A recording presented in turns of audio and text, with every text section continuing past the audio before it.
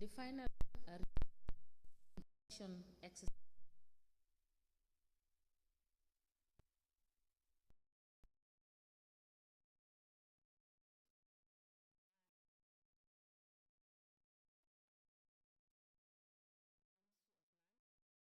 and religious affairs with reference number L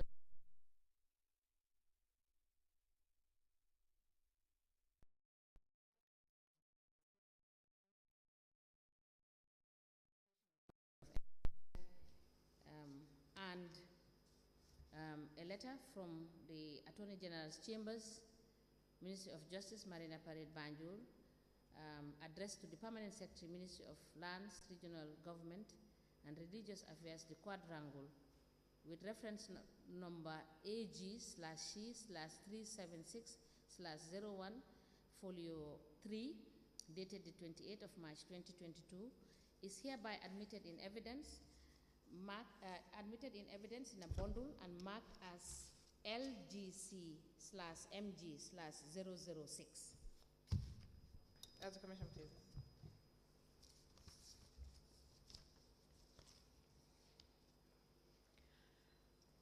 Mr. Jallo, I believe, thank you. Last week you informed the commission that you only became aware of the Senabu Martin Sonko issue around December 2022? Yes. Okay, and your decision not to look into it was due to information that you received about a commission of inquiry being set up? Yes. And who gave you that information? I got that from the ministry, from the permanent secretary. And when did he give you that information?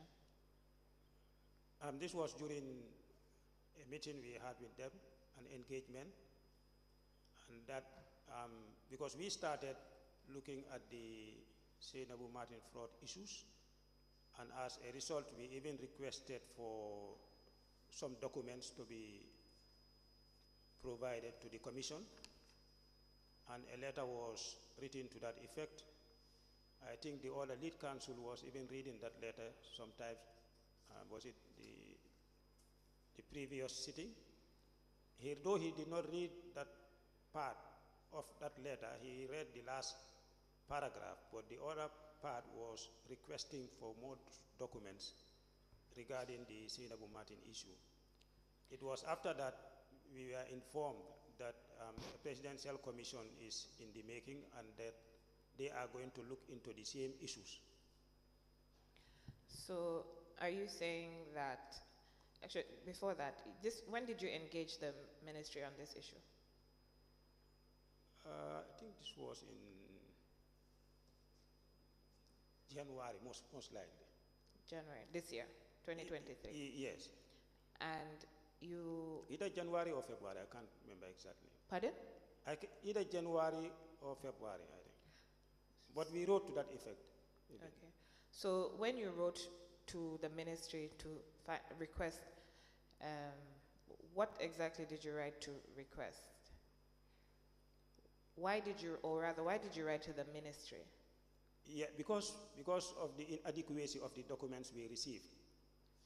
When we were reviewing them, we noticed that some documents were mentioned and they were not attached, they were not available. And then we requested for those documents. So at the time that you made the request and when they provided additional documents, did they provide you or inform you about the existence of the inspection report? Yeah, then I already had the inspection report. When was this? This was when I was about to go to the court. When was that? This was, letter was written in December. I can't remember exactly when. Then I got these documents from the court. You see, and this report was part of it. And did you find out from the ministry why they had the report since about October 2021 and did not do anything about it? Yeah, because for them, the report informed the establishment of the commission. I'm sorry? The report was part of the basis for the setting up of the commission of inquiry. So the report was obtained in October 2021? Yes. So they informed you that the report was going to form the basis of the commission of inquiry, so you should not do anything about it? Yes. And the letter evidence I submitted today, if you read the letter informing the notification for the commission of inquiry to the Lord Mayor, it is indicated there. Now that letter is dated the 4th of January 2022. But that was before the report. And the report is quoted. I'm sorry, the letter is after the report. The report is Yes. October 2021. The letter to the Lord Mayor KMC is dated 4th January 2022. Yes. Correct. And it says, I wish to officially inform your good office that the Honorable Minister, acting in accordance with Section 151 of the Local Government Act as amended, constituted a commission of inquiry into allegations of fraud and malpractice at the KMC from April 2018 to date, and for other connected matters as reported to his office by the Lord Mayor, the CEO, and the special inspection reports. In line with the above, your office and the General Counsel are requested to support the process. By a copy of this letter, the Deputy Chief Executive Officer, the staff and all connected persons of KMC are notified and informed accordingly and are requested to support and provide any information and or materials to the Commission to assist this very important process. Now, this commission was eventually set up, correct? Yes. And it had to stop. Yes. Okay. Now, after this one, they informed you that they were going to set up another commission. Yes. Bearing in mind that the previous commission set up to look into it failed. Yes. What was your assurance that the one set up after it would not fail? Yeah, because of that letter, the other evidence that I submitted from the Attorney General Chambers. This is the legal And opinion our that's discussion. provided to the ministry. Yeah, no, from the Attorney General. It's a Yes. legal opinion from the Attorney General to the Permanent Secretary of the Ministry of Lands. Yes. Yes, okay, so that's not an issue. Now, the first commission failed. The second commission had not been set up at the time that you became aware of the issues, Yeah, but the process was on. but it hadn't commenced. Yes. So you essentially had no tangible evidence that it would go on. You just assumed because they told you that they were in the process of setting it up. Yeah, and I have seen correspondence regarding that. But you saw correspondence regarding the first commission as well. No, that was before I assumed office. The That second one- one, that one- the one in respect of the second commission you're saying is before you is also, sorry, it's after you resumed office? That was the time I saw the communication.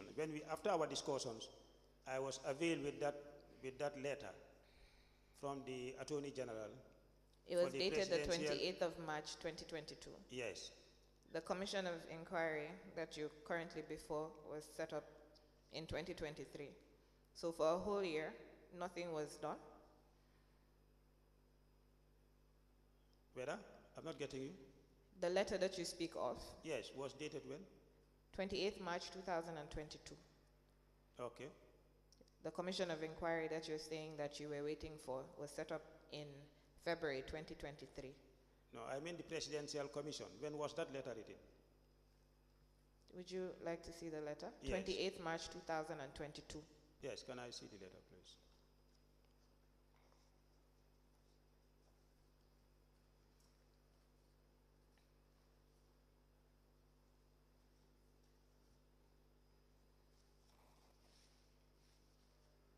Yes, this was written 28 March 2022. 2022.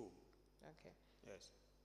So the commission of inquiry into local government councils was set up in February 2023, which is a whole year from when this letter was written. Yes, but the process was on. Okay. Now,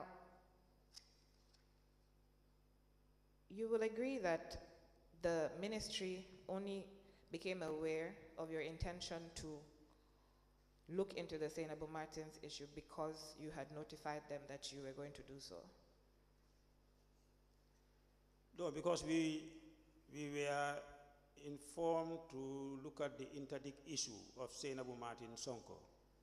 And You that the KMC Establishment Committee wrote to that effect.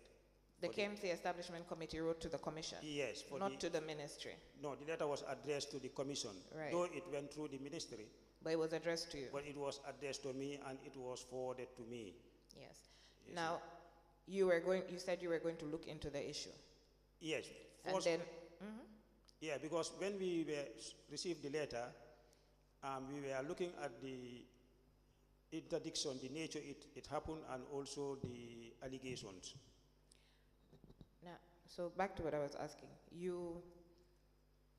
The letter was addressed to you, Yes. and you were going to look into the issue. Yes. Were you going to only look at the interdiction issue, or were you going to look at the interdiction issue and the issue of the fraud? No, we intended to look at both, Exactly. but to start with the interdiction, because we saw anomalies that were not a good sign for the Commission, because we saw KMC was acting on without following the due process, and also did not notify the Commission when they interdicted Sainabou, which contravenes the Act, particularly Section 48 of the Local Government Act. You see, they did not comply with that section, and then they interdicted Sainabou after 1 year, 5 months. They wrote to the Commission. We saw that could be a recipe or a precedence that can undermine the authority of the Commission.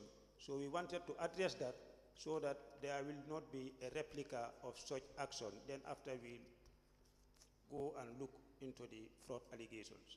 So are you saying that Sainabou Martin should have been with the council until the council had informed the commission directly and then taken steps?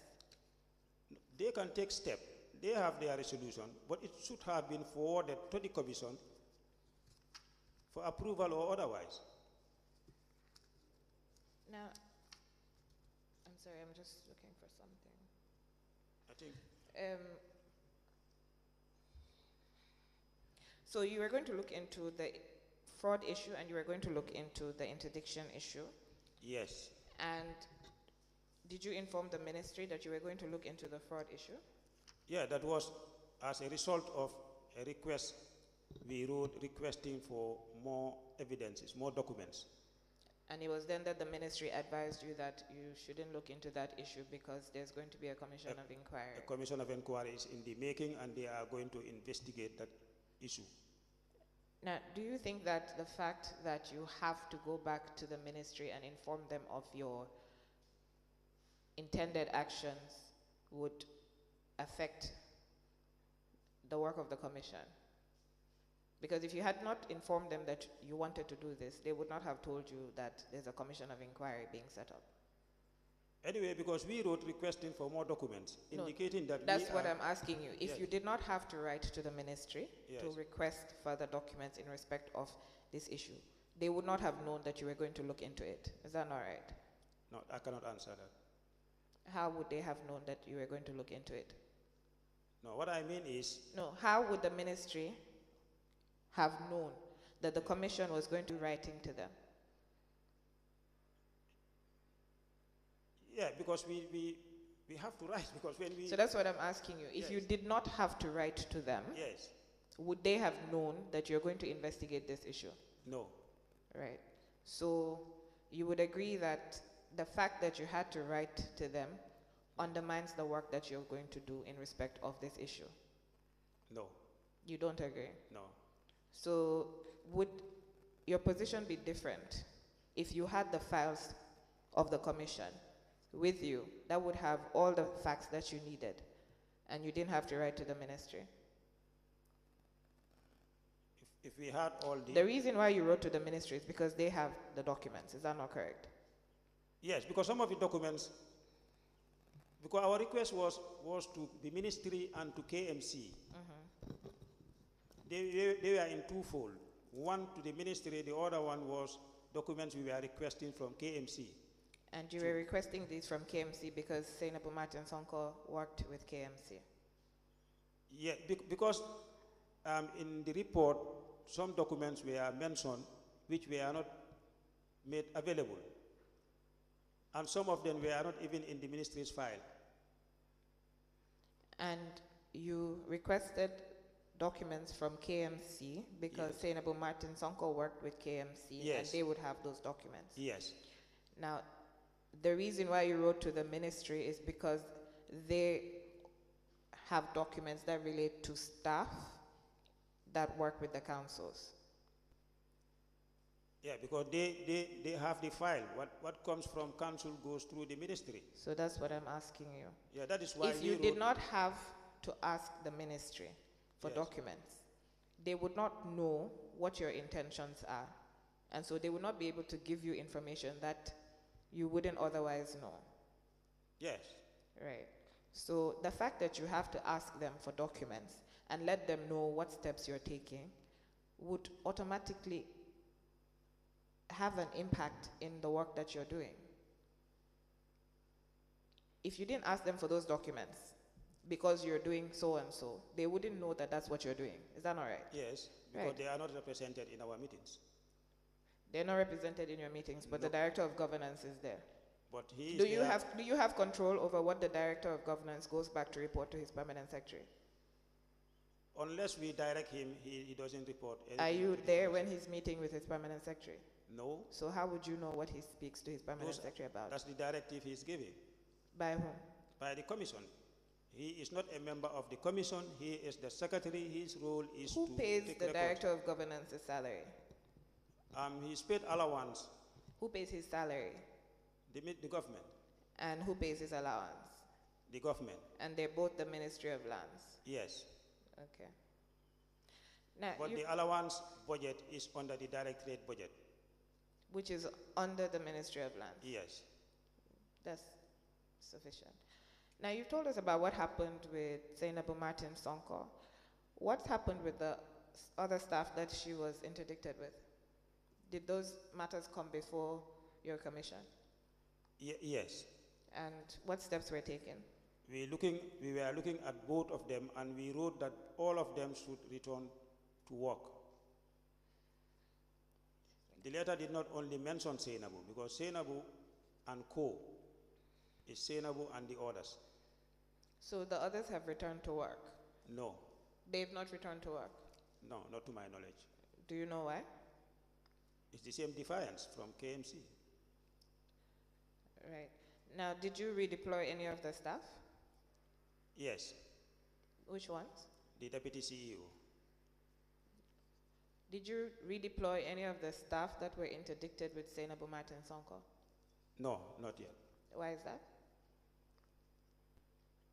Yeah, because we cannot redeploy all of them as at now. When you do that, that will crumble the council.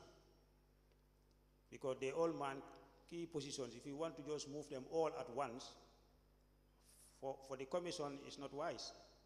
You do it when the need arises, or when you see that it will not have negative impact. Now, the council is able to recommend to your commission for the removal of their CEO. Is that correct? Yes. Now, when the council wrote to your commission recommending the removal of the CEO on the grounds of fraud, did the commission write back to inform them about its decision in respect of the fraud allegations? That was not during our time. But when you were informed about it and you received the letters that were sent, did you write back to inform them of your decision?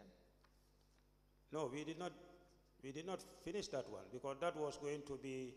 Did you when we inform look at them the that you report. would not deal with that issue until after whatever the issue was that you would not deal with it for? Yeah, in fact, we told them for any other decision of the commission will be based on the outcome of the court. Then we will go to the next step. That was indicated in the letter we sent to KMC. Is that one of the letters that? That was the last paragraph, I think. That was the 2nd February letter, I think. 2nd of February, is that letter before the commission? Yes. Can you check?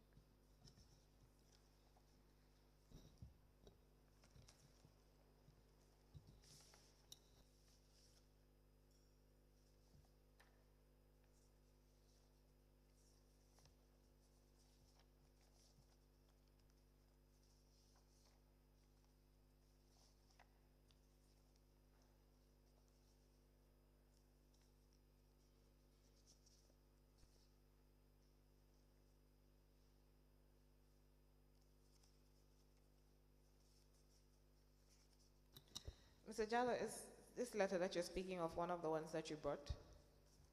Because we do not have records of this letter On the 2nd of one. February. You don't have that one? No. Okay. Can you kindly provide it? Okay. Thank you. Yes, because the one I have was just a copy without the letterhead. But we have the one with the letterhead. All right. But if you want to provide, say it is the same thing, you can. please provide a copy of the letter. Okay. For this one is not. Or you want to look at this one? It doesn't have the letterhead. Okay.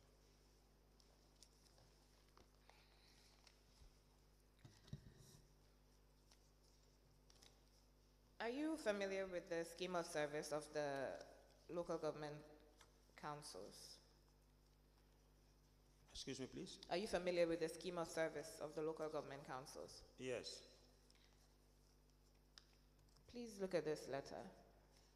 Okay. Chairperson, this is folio 102 from exhibit LGC/DG002. Very well, Council.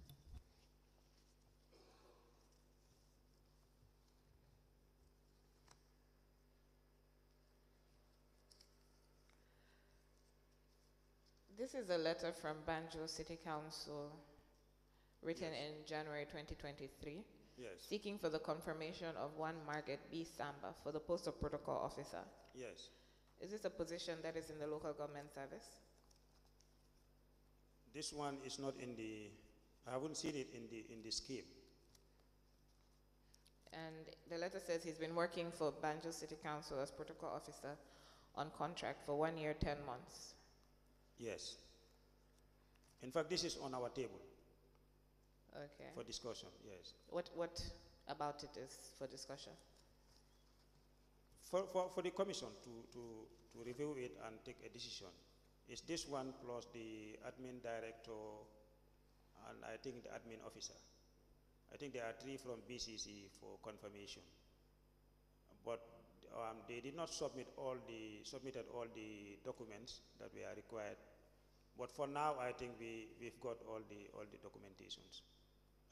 That's the information I got from the secretary. Very well.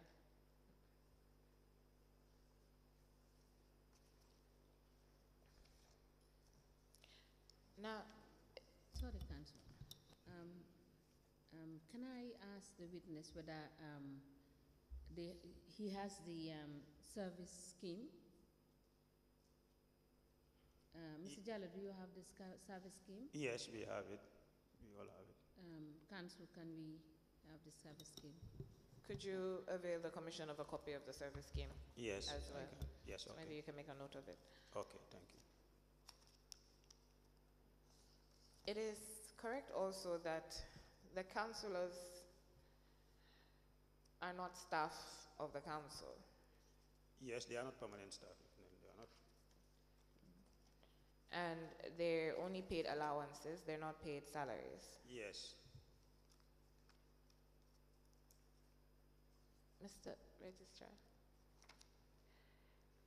please look at folio 59 of exhibit LGC stroke DG002.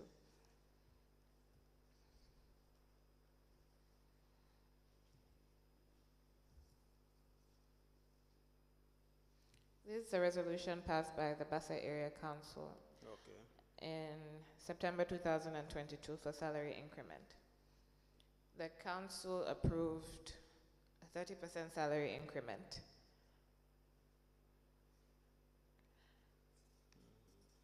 And the salary is said to affect both the staff and the policy makers. The policy makers would be the councillors, is that correct?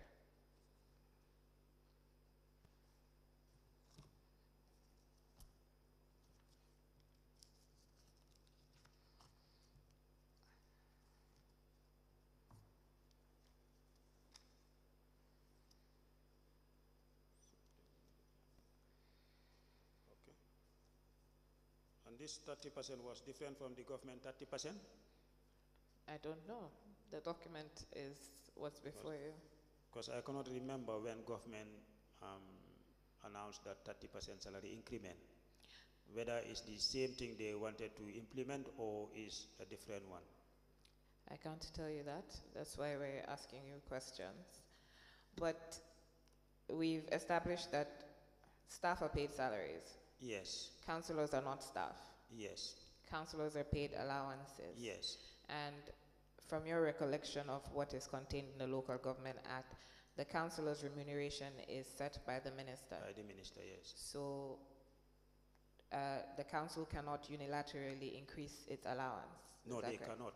I think that is why they wrote to the ministry. The last page is from Bassa Area Council to the Permanent Secretary. It's the resolution of the General Council.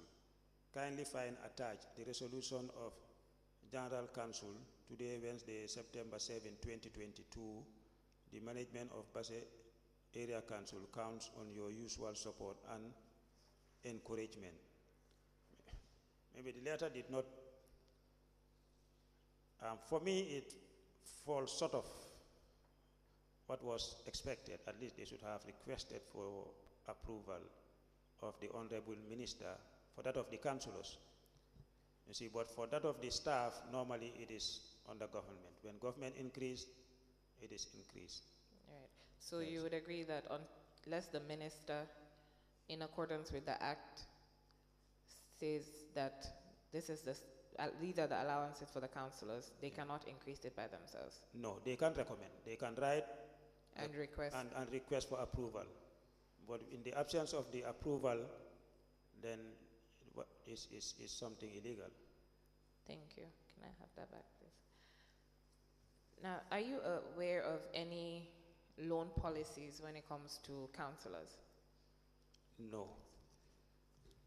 And the loans that the councils give are staff loans, correct? Yes.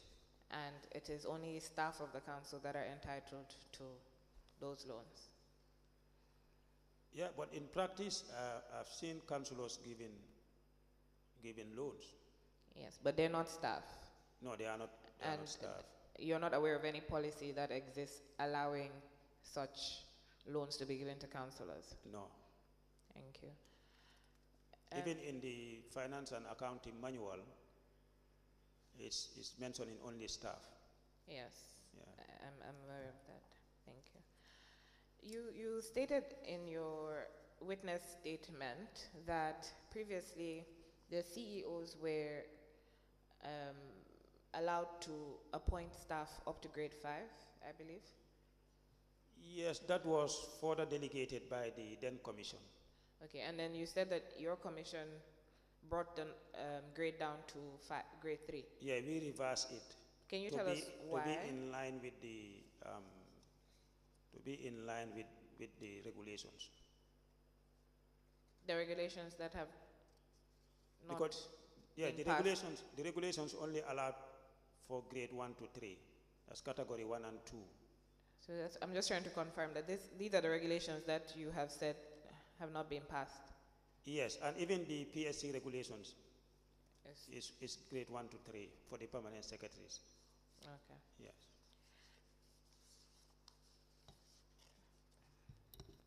And the reason, So, the reason for that, can I Mr. elaborate? Jala, sorry, Yes. can I have this issue clarified?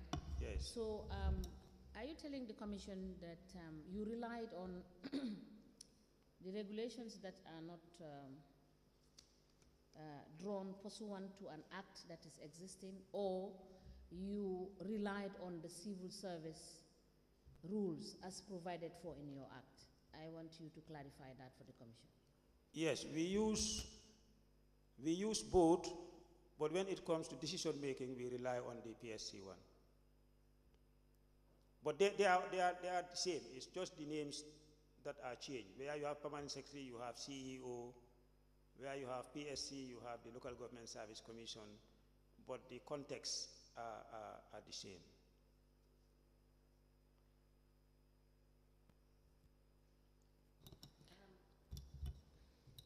Mr. Jallo, are you aware that you cannot rely on a document that is not a legally gazetted document? Do you know that? Yes. Thank you. Mr. Jallo, my co-counsel has some questions for you. Good morning. Yes, good morning. I will mainly discuss with you regarding some of the documents you were supposed to bring. Yes.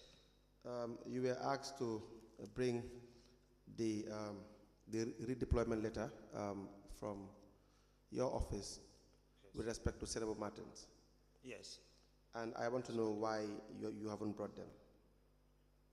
Yeah, because I was here on the commission on Thursday late, and on Thursday I was briefed. Thursday night I lost my uncle, who brought me up. Then we had to travel to the provinces for the burial on Friday, and our secretary was also on track for this swearing in of councillors and chairpersons in the provinces. He was not in the office to produce these documents, and I was also away on Friday to attend the burial of my uncle. I came back yesterday, but nonetheless I've called the secretary to make sure that the documents are sent to me this morning. In as much as he's still going to continue the swearing in is on. Today they are doing Mansakonko, but I told him to endeavor to send it, you see, before he leaves for Mansakonko. Yes, may I just intervene at this point? Mr. Jallo, I'm sorry to hear that you were bereaved, and I will wish to, at this point, take this opportunity on behalf of the commissioners and the secretariat to express our heartfelt condolence to you. And we pray that Subhanahu wa Ta'ala will grant the disease Jannatul Firdaus. Thank you. You can proceed. Yes, thank you, Madam Chair. I was also going to say the same thing, but also in addition as well, I wouldn't think it is a genuine excuse as to why you have not provided these documentation. In fact, the documents you are requested to provide are very much integral in this investigation. Let me read one or two of the documents that you were asked to bring and you failed to bring them. The letter demoting Kajali, the deputy CEO of KMC. Do you recall that? Yeah, I have the list. Yes, and also with respect to minutes of your meeting in relation to the matters of Pa Khalifa, the dismissal of Abdullah T. Nyang, Alayi Sane, and Modu M.M. Saho. Those minutes, you said you have discussed them. We asked for the minutes. You haven't brought them. Yes. You see, this is the same old excuse that we find in the system. So how about your co-commissioners? Were they not available? Available on what? In relation to having these documents. You left here on Thursday. I understand you were bereaved, and I'm sorry for your loss. But you have your secretary. You gave excuse regarding that. But you have your fellow commissioners as well. What can you tell us about that? They don't have access to the office. See, so how do you expect us to have information regarding these matters? I think I've explained that already. It's not sufficient. If they don't have access to the office, you could have made arrangement with one of the commissioners. Don't you have a deputy? No, I think for me... Do you have a deputy commissioner? Yes. Exactly. And what is the role of the deputy commissioner? Is to deputize the commissioner in his absence. Yes, so if you are not present, the role of the deputy commissioner is to deputize you in all functions. So therefore, I believe strongly, it's my opinion, and we don't have to argue about this. You should have made arrangement to provide these documents. No, of course, I think I'll have to argue, because for me, the excuses I gave are genuine. One, where the documents are kept, the officer was on track. Even when the vice chairperson was allowed to go to the ministry, she would not have access even to that office. That's what I'm saying. Because these things are kept in the secretary's office. To conclude on this matter, institutions are supposed to be effective, regardless of whether the people manning the institutions are present by virtue of being incapacitated of whatsoever form or not. We don't expect that just because one or two people are not present, an institution cannot operate. And this is the same problem that we're discussing here. Now, yeah, can I comment on that? Please proceed. Yeah, I think I gave excuses here. Issues that are affecting the operations of the commission earlier. Lack of office is one of them. If we have had our own office, our own cupboards where we keep our files, our own record system, this situation would not have arisen. When will we have these documents? Inshallah today. Good. But let's still discuss, since you are here and you are the chairperson, I want us to just discuss in a few minutes regarding one or two issues possibly contained in these documents. In relation to the demotion of Kajali, who triggered the decision making regarding his demotion? The commission. Did you receive, did you do it unanimously, or was it through an advice from the office of the permanent secretary, the ministry? The permanent secretary doesn't sit in our meetings.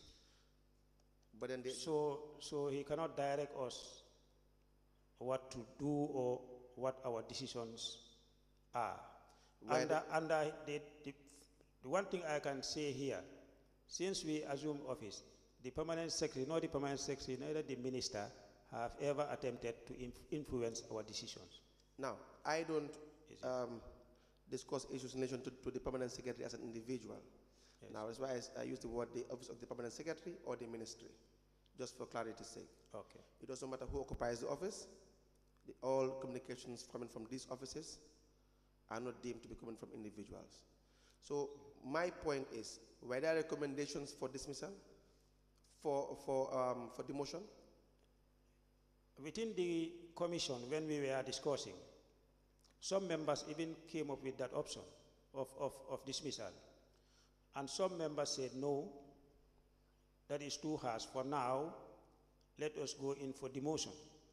And this was discussed among the commission members, and then finally a conclusion was reached. Instead of dismissal, we are going to institute. Did you have a recommendation for his demotion from the Ministry of Local Government? No. The ministry was not even aware of that decision taking or that meeting. How about the transfer of the then CEO? Were there recommendations for her transfer from the ministry? Initially, there was, but it was not for her. It was for general transfer for all the councils. So when we received that... Can you tell us what you mean by all the councils? All the CEOs. All the CEOs in the council? All the CEOs. That was the recommendation sent to the commission from the ministry. And when was this? I think this was it last month or what? Yeah, either May or end of April. I can't recall exactly. Was that done? No, it was not done. So what was done in relation to that communication? No, in fact, that one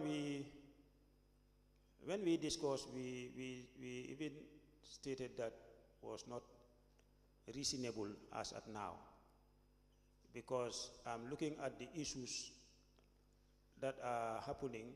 If you want to move all the CEOs, it will create, it will raise an alarm. You see, because that coincided with the elections, I think. It was just around election time, and people may think that it may be politically motivated, and the commission was with the view that that was not the right time to do a general transfer. But in our subsequent meeting, we've decided to make a strategic transfer in order to bring sanity to KMC. And what because in KMC, in their write-ups, they would always indicate that there is bad blood already, and they don't think Seinabu can work in KMC effectively. And the commission reflected on that and came to the conclusion that yes, it is true, in as much as he was sent on leave without the approval of the commission, but there is bad blood that the commission realized, accepted there is bad blood, and to bring sanity to KMC, it was prudent to redeploy Seinabu.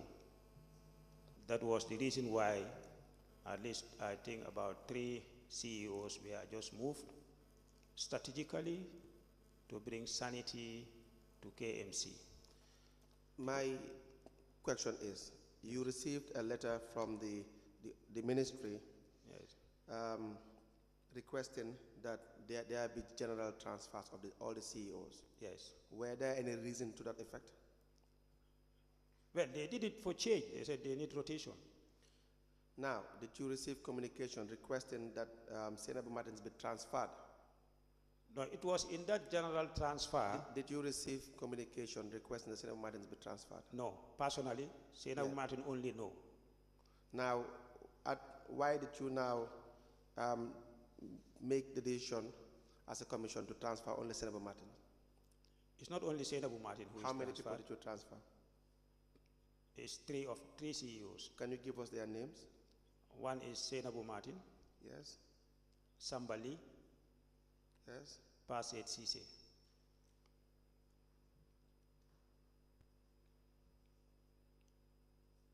So where is Paset Sise? Currently, she is in Janjambure, How about Senabu Lee? Sambali, Yes, Sambali, Kerawan, and then Senabu Martin. KMC. So who is currently at KMC? Zainabu should, past seats should come to KMC. Do you know whether he has assumed office at KMC? Not yet, we gave them up to today. Good today. Yes. Now, Honorable Chairperson, I will want the witness to make these documents available. It is very important because without making these documents available, we cannot further examine on the matter concerning the transfer of Senabu Martins from KMC to Janjambure, I believe. Now let's just discuss. Yes, Council, he has undertaken to produce the documents Yes. today. So we will take his word for that. Thank you for so the much. time being. Thank you very much. Now, let's just discuss briefly the issue of Ida Njai.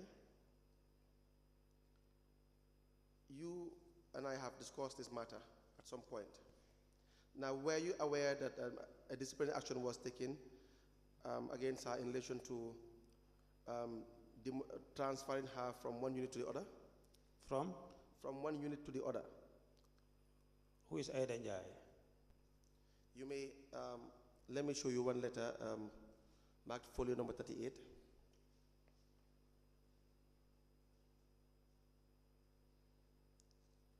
You can read the second paragraph, which purportedly moved her from one unit to the other.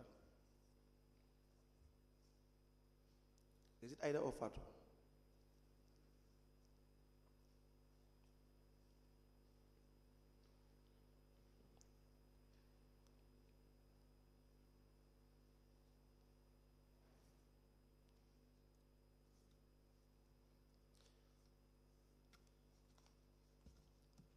Okay.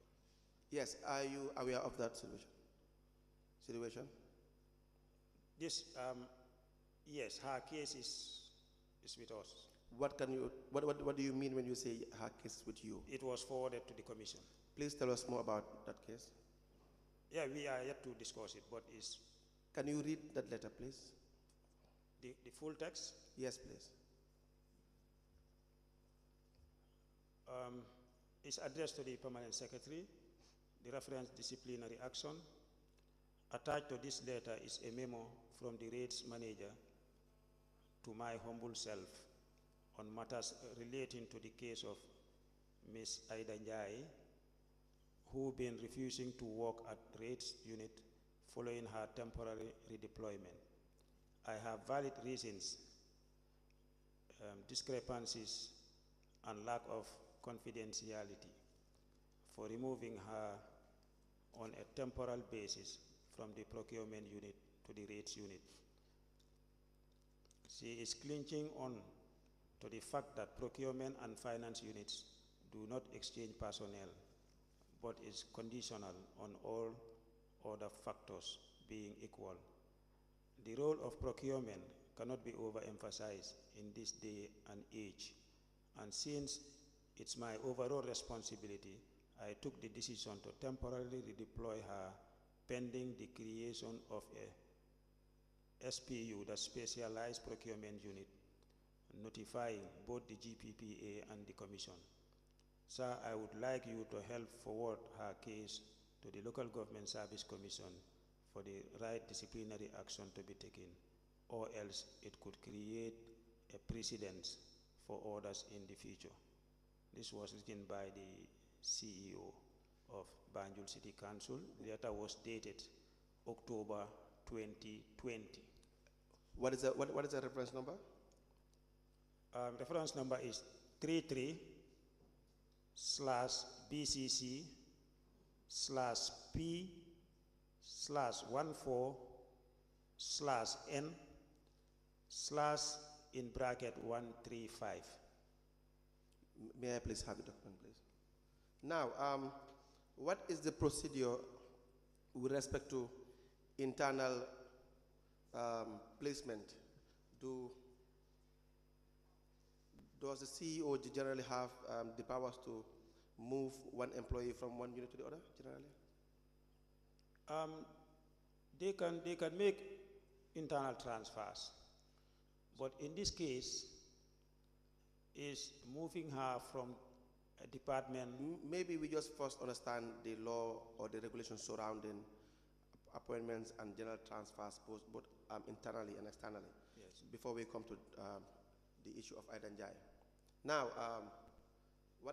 I want to know is whether as CEO, Yes. they have the powers to make internal transfers from one unit to the other. When, for example, you as a commission employ an individual and send them to one area council, let's say, for example, as an IT specialist, can they now transfer that individual from that unit to, let's say, procurement? Yeah, with the permission of the commission. But if it is within the same department, they can do it. But from one department to another, which means you are changing the appointment, the position. That one would require approval from the commission. Do they have, I want the evidence to come from you, do they have the authority or the power to transfer individuals after being appointed by the commission from one unit to the other? No. They don't have it. Now, and you are saying the correct thing to do is what? Within the same department. Or if they want to make cross transfers from department, they have to do what? They have to write to the commission. Was that done in this circumstance? This one, no, according to what I read, Yes. no. And in this letter, the CEO clearly informed you that that he was taking decision by himself to transfer the individual without approval from the commission. Yeah, that's what the letter indicates. You know, Yes. the letter was written in 2020. Yes, and but the matter is still before your Yes, table. yes. Now, what now becomes the role of the commission when CEOs are exercising their powers outside their mandate, for example? Yeah, when it gets to the commission will look at it and then come up with a decision. How do you normally regulate these issues? This issue will write to the CEO and ensure that the decision is reversed. Very well. The other matter is the report on the fraudulent activity in Brikama. Yes. Did you say at the last hearing that you were still discussing the matter, or? Yes, I said I've received a report. It's on our. We are also discussing it. We are yet to discuss it in detail. And we were given a report, though the report was wrongly addressed, but inside it indicates is really in relation to Birkama. But this report was addressed to the governor, North Bank region. So unless you look inside, read the report, then you would know that the report relates to Birkama Area Council. Yes. Have you done that? Yes, we've seen it, but we are yet to discuss it in detail. When did you see this report? This was two or 3 weeks back. 2 or 3 weeks back. Yes. And were there any meetings in relation to this report? No, we could not discuss it on that meeting day. And why is that? Because we could not exhaust our agenda. Are you familiar with some of the issues highlighted in the report? No, not that much, because that was the very day we received the report. So normally, so I have to read the report after. So normally, when you have these reports of this nature, for example, audit reports, which Yes. are of paramount importance and urgency for that matter, how do you deliberate over these issues? Yeah, normally we make copies. Yes. And share it amongst ourselves. Then each commission member, when they are at home, they go through it, and we meet, and then come up with the review. So that when you read these documentations, Yes. these reports, you will be in a position to know the substance or the Yes. matter arising, Yes. and so as to make timely decisions therein. Yes. But you haven't done that yet. You haven't read the content yet. No, I've read part of it, but I can't remember exactly because I have a lot of documents. Remember, the issues at hand is too much. You already said to us that you haven't read the document. No, I haven't read it in totality. Yes, so don't Yes. now change and say you have read it. Yes, Now, the reason why I'm a bit concerned is because if you've received an audit report, I will want to assume that you would have to give it as a high degree of attention Yes. and treat the matter with urgency. Is that not the case? Yes. Because the reason being, if you don't do that, you're opening floodgate and allowing the problem to continue. Is that not correct? Yeah, but this problem was there since 2020. No, but then it has now been brought to your You see, attention.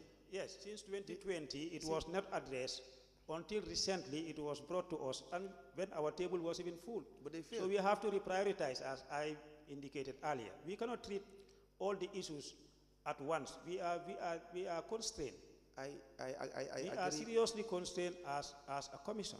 Now, we have heard that those complaints. Yeah, and that affects the way we could have deliberated.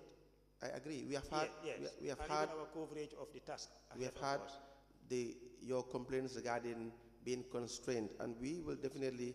I'm sure the honourable commissioners will they are listening to you, and they will put that into serious consideration. So now you assume that we have already have enough information regarding how constrained you are. But regardless of that, we will still have to discuss some of the very, very urgent matters that you ordinarily should have dealt with. You said these complaints are since 2020, but they are now on your desk. Yes. They haven't been dealt with by the previous commissioners. You will agree that that's not your fault. Yes. But then since they are now on your desk, Yes. you now have a responsibility to deal with it. Yes, that we agree. And then maybe perhaps if you know the content of these audit reports, then you will see how urgent the matter is. Because they touch mainly on very, very mass fraudulent activities. Do you understand? Yes. Which, if you don't deal with them in a timely manner, it may be out of control. So you have a situation wherein you're having fraud being committed on a daily basis and there are no actions being taken. Let me just now, I will read to you page 6 of the report, Okay. which talks about demand notes without receipts. The auditor observed that during exercise, we observed that there are times the revenue collector will issue only demand notes to traders after collecting the money from them. These amounted to $96,500. Now, interviews with taxpayers revealed that Mr. Sane, revenue collector Fonyi, collected monies from them after issuing them only demand notes without receipts.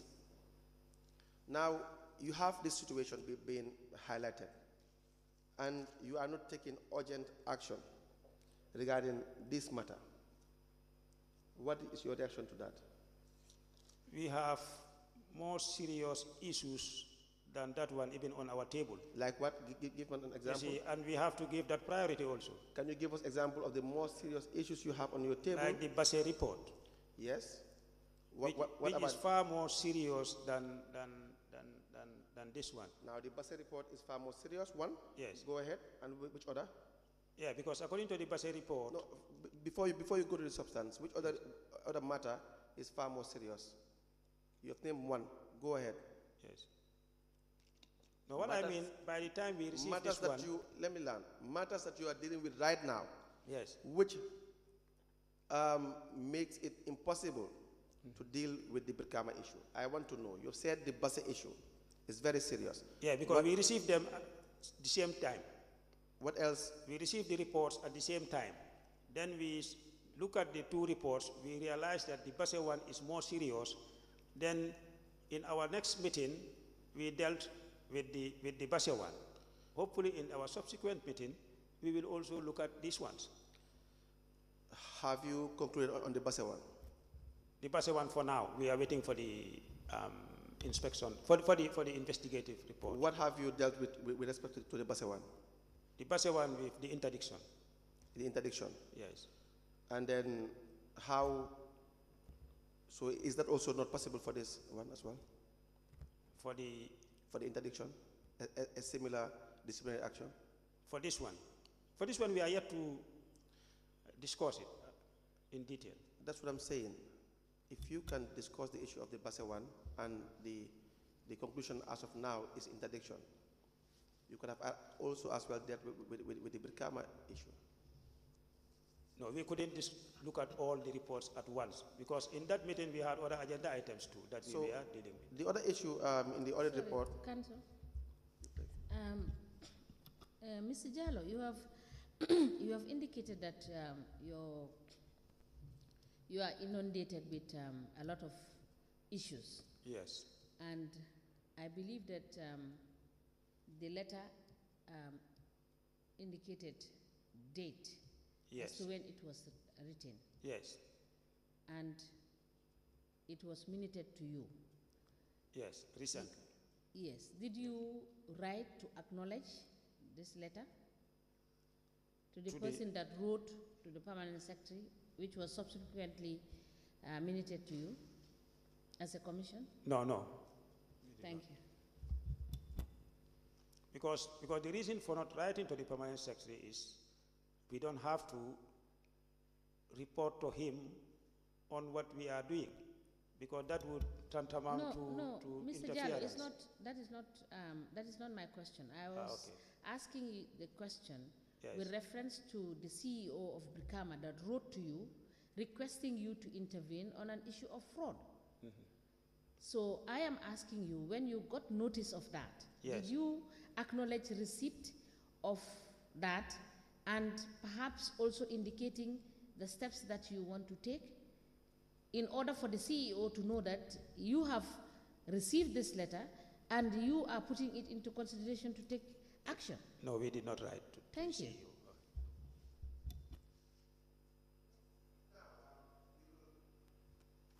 We will now move to other issues with respect to the same report. On page 7, it was also found that original receipts amounts differs from duplicates. Here you have original receipts having on it a certain figure, and a duplicate will have probably less figures. So there will be discrepancies with respect to the originals and the duplicates. And it has caused some financial losses. Now, and you haven't dealt with this matter as well, because you haven't dealt with the entire report. Right? Yeah, but I gave reasons for Yes. for not doing it at that material time. Now, if you look at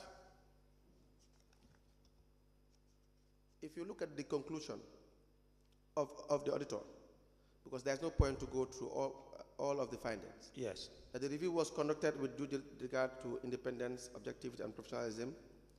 The recommendations were made in relation to the findings to enhance operational improvements.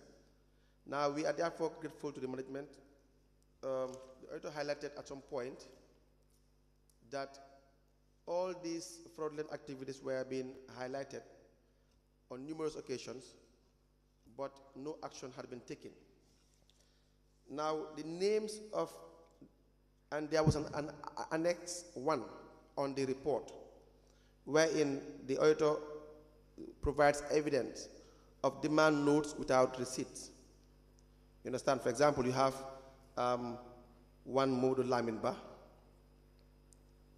and you also have one Amadou Ba, Lamin Nyagado, Seni Mane, Nyimasata Kante, Modu Sow, Usman Ba of Buyam, Mohamed Lemin Mohamed of Buyam. All these are, in fact, it's just so many, and the amount, as far as the auditor could find, is $96,500. And then you also have, in the issue,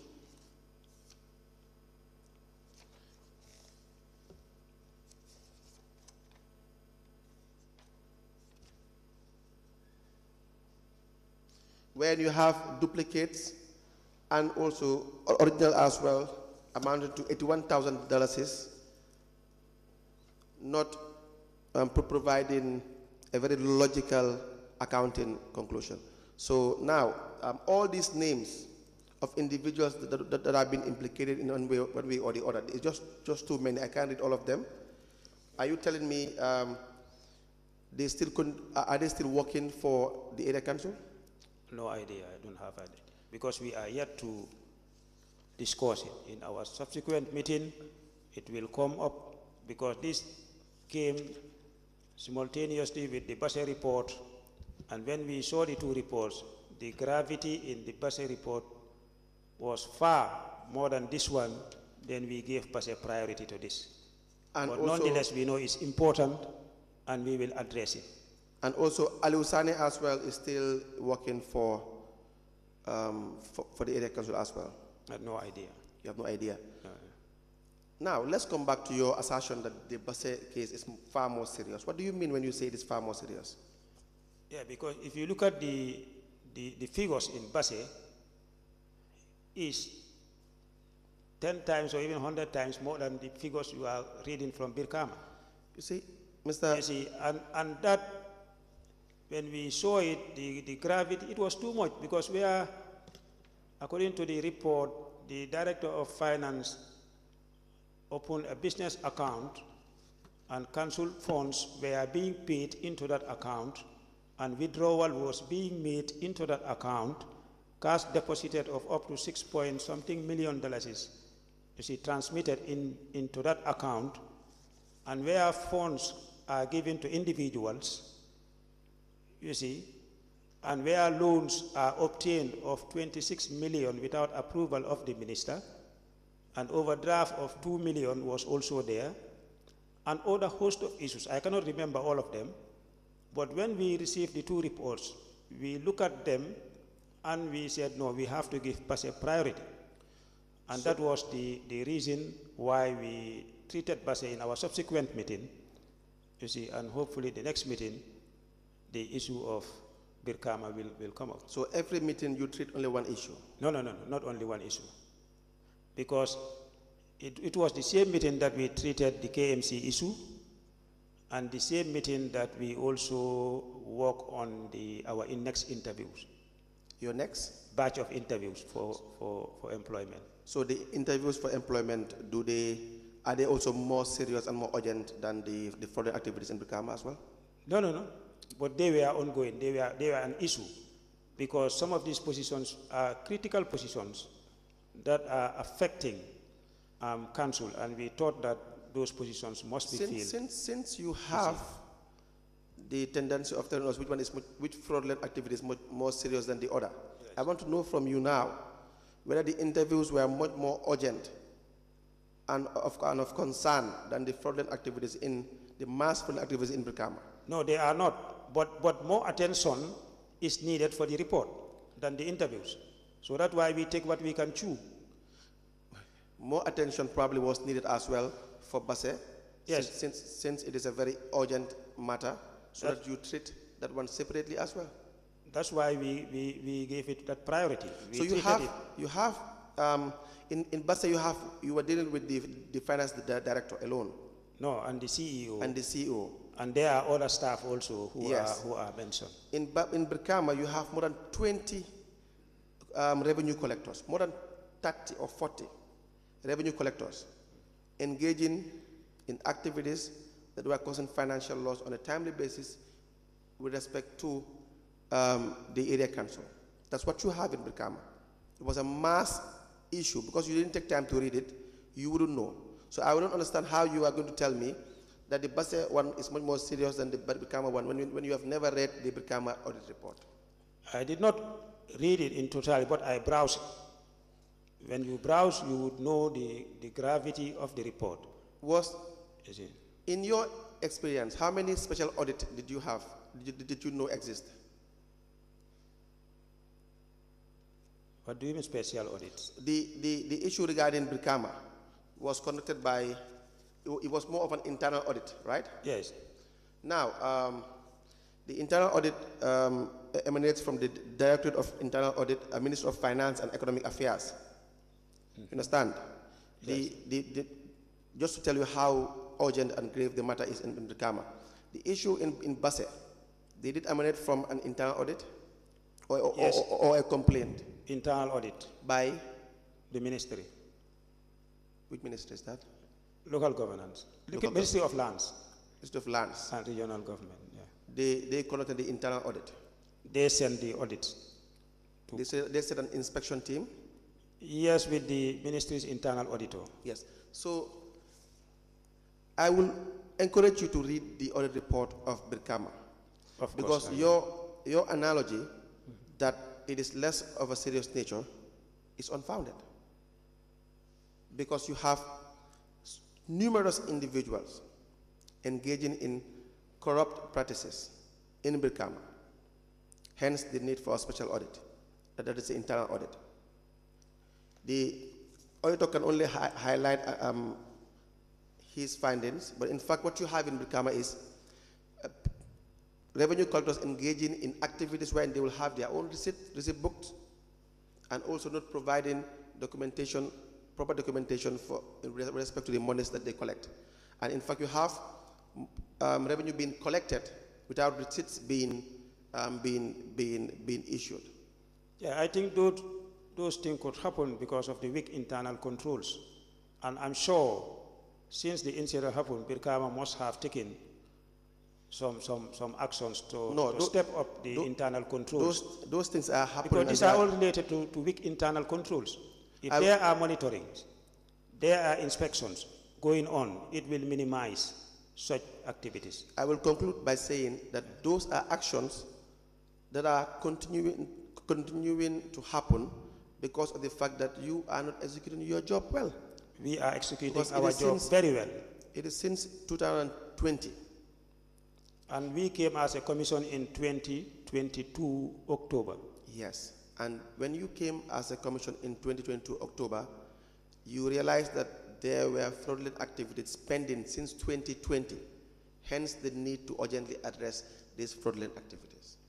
Mr. Counsel, I think you have to accept the fact that we as a commission, we cannot address all the issues at once. That thing I think we all have to accept. We cannot make miracles. You see, we have limited time. We have to come and meet, discuss an issue. We cannot address all the issues at once. We have many issues. We have to reprioritize them. They are important. We are not saying they are not important. Every issue that comes to the commission is important. You see, but there is no way that we can address all these issues in 6 months or so. It's not possible. You have to understand the time we are in office. If we want to address 2 years, 3 years, 4 years issues, you see, within a space of 6 months, it's impossible. Or otherwise, we may take the wrong decisions. Mr. Jallo, see, you are being very unfair to me. You have a report already, an investigation being done for you already. And the report is there. The same manner you have dealt with the KMC issue. You have clearly transferred Senator Martin in a very short period. Very short period for that matter. We received Senator issue before. When we talk over each other, we wouldn't be able to hear each other. Sorry, Counsel. Can we listen to each other? If not, the transcribers will not get what you are saying. Thank you. Honorable Chairperson. The same thing I'm telling him. When you are giving your evidence, I listen to you until you are done with the evidence. So allow me to also put forward my own points. My issue is, you have dealt with issues that were not as old as the 2020 report. You have, haven't you? We've received the Senator Martin case before the Brikama case. Have now. And we treat them in that order, because we cannot treat something that is not on our table. How do you receive these cases? From the ministry. Now you told us you used, when you came to the commission, you only found one file. Is that not correct? Yes. And then you also used the ministry's files. Is that not correct? When we need documentations, they are from they will take them from the ministry's file. And then? and then forwarded to the commission. Now, you are saying that the office of the permanent secretary only forwarded the Brikama issue to your office when? 3 weeks ago? Yeah, something like that. Now, they must have, you must have documentation to prove that you received these communications. Yeah, they normally write. 3 weeks ago. Did they normally write? They normally write. Did they write in this circumstance? Yes. So can we have that produced as to when they wrote to you? Okay. Very well. And as well, when they wrote to you regarding the Basse fraudulent allegations concerning the Director of Finance? Yes.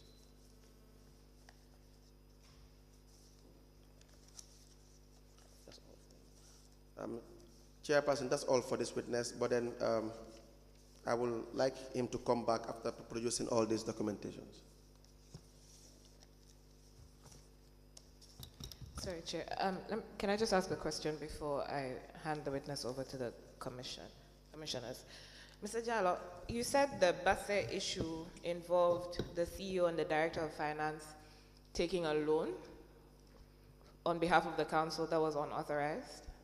Yes, they took bank loans. On behalf of the council? On behalf of the council, amounting to 26 million plus without the approval of the Honorable Minister. And on the basis of that, you interdicted them pending the investigations? Yeah, not only that, a host of other issues. Now, is that not similar to what happened in the Senabu Martin Sonko case? She and the Director of Finance took a loan of $12 million, on behalf of the Staff Welfare Association, and then got the council to guarantee the loan without their approval or the approval of the minister. You see, the KMC and Basse cases may be similar, but There were issues. But they are fundamentally different. Did Senabu Martin Sonko and the Director of Finance guarantee a loan on behalf of the council? Yes. Without the council's authority? Yes. And without the authority of the minister? Yes. They did that. Yes. Were there not other issues of fraud that were involved? Yes. Now, the Basse director and the CEO were interdicted pending investigations. Yes. Senabu Martin Sonko and the Director of Finance were not interdicted pending investigations. Yes. Okay. And there are reasons for that. Thank you. Can I explain Chair- further? It's fine. Chairperson. No, because I have a problem there. Because they are similar, but they are different. I think what separates them, we need to mention that for the benefit of the commissioners and also for those listening. Because this thing, Mr. Jallo, you can proceed to explain. Yes. So that we can have a full understanding of the issues. Yes. Thank you. Yeah, they are similar, but I said there is a fundamental difference. Which is? The difference there is KMC went ahead unilaterally interdicting Senabu and Co.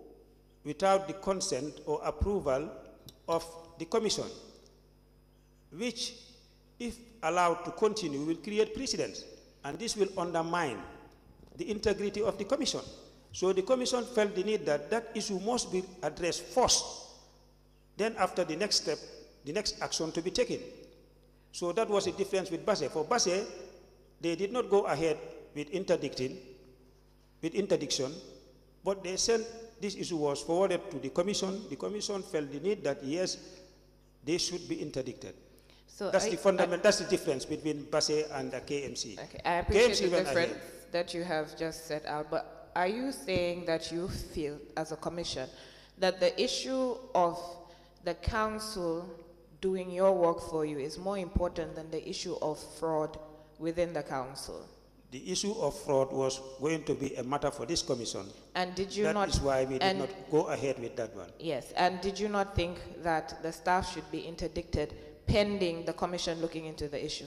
We want to address the anomaly that was made because that And may not have the fraud far, issue. That may have far negative impact on the commission, and then address the corruption issue. So do you think that the staff of KMC, the staff of Kerewan Area Council, would not now believe that what the commission is saying is that it's okay for any of them to commit fraud? It will not be dealt with if there are other issues that are underlying that until whenever the commission decides. But the commission will keep moving people without dealing with the issue of fraud until whenever it decides. No, that's not the issue. But that's exactly what's been done.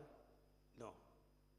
Why choose to interdict one person that has been accused of fraud, that you have seen reports that indicate that they have committed fraud, and not interdict another person who has been accused of fraud and you've seen reports saying that they may have done some fraudulent activities? Why pick one over the other? I think you are not getting me clearly. No, I got you. I'm just No, trying what to I'm saying, understand. what I said is that when the commission received the issue of Seynabou Martin for the interdiction, we look at the interdiction, but we said we have to look at all together. Also to look at the corruption allegations. When we started reviewing the documents, we realized that Seynabou was even Interdicted since 2021. Yes. And that's And my then- point. So and you then chose we the wanted- interdiction issue. That was not going to be conclusive. Sorry, can we listen to each other, please? Because I apologize. the transmit is. The decision to return Seynabou to work was not the end result of everything.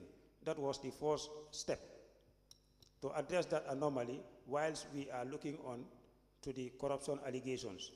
But whilst we were looking at the corruption allegations, we were informed that that is a matter for the commission. That is why we did not go ahead. Chairperson.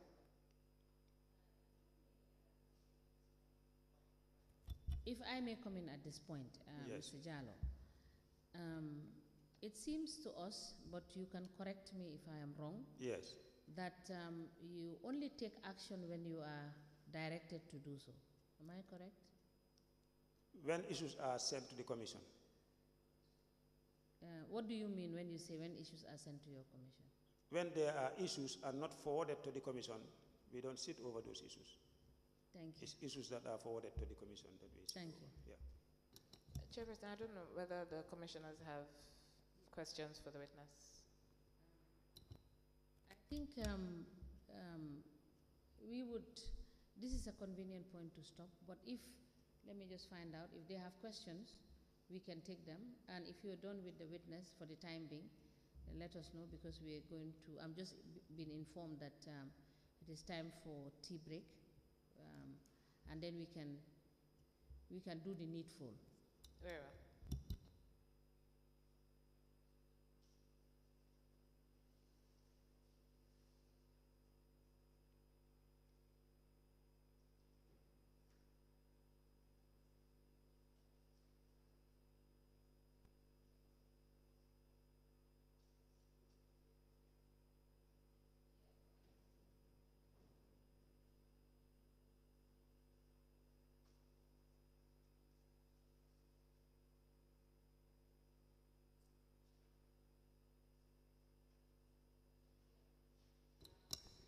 The commissioners don't have questions at this point, Very well. so it's over to you. Let us know Very whether you well. are done with the witness. For now, considering that there are certain documents that the witness needs to bring, I don't know whether we can discharge him for now, and then when he brings the documents, we can call him back so that we can go through those with him. Okay, I think that is fair enough. We would, at this point, Mr. Jallo, the commissioners for now, they don't have questions for you. Okay. And we will discharge you for now until such a time that you are able to put together all the documents we have asked you to bring, and we will recall you Okay. as and when is necessary. So thank you so much for sharing with us your role and your responsibility at the Commission. Thank you, and we may rise for tea break for 30 minutes.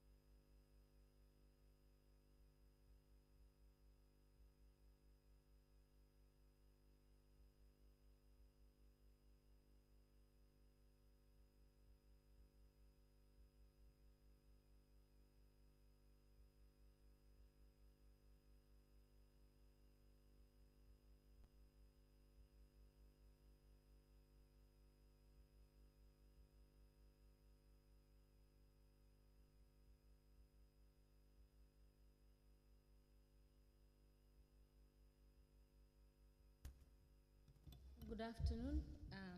Welcome back. Mr. Registrar, can we have the witness back in the hall?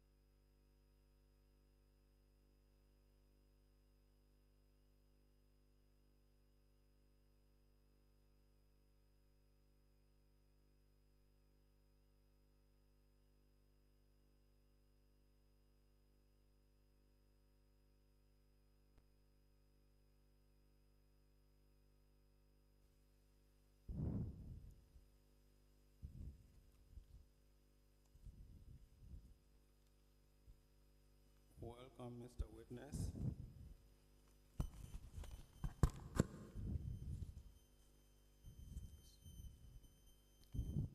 Welcome, Mr. Witness.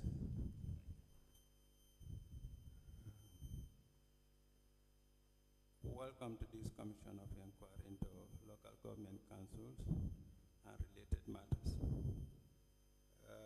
What is your religion?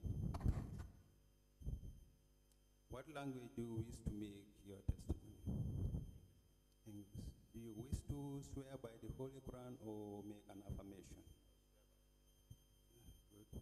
Madam Chair, the witness wishes to swear by the Holy Quran. Okay. Now, what you do in that case is you hold the Holy Quran. Hold the Holy Quran. Yes. And then repeat, hold the Holy Quran and then repeat after me. I, Yankuba Mambure, do hereby that I will speak the truth, the whole truth, and nothing but the truth. So help me God. Madam Chair, the witness has been sworn. Thank you. Sit down, please.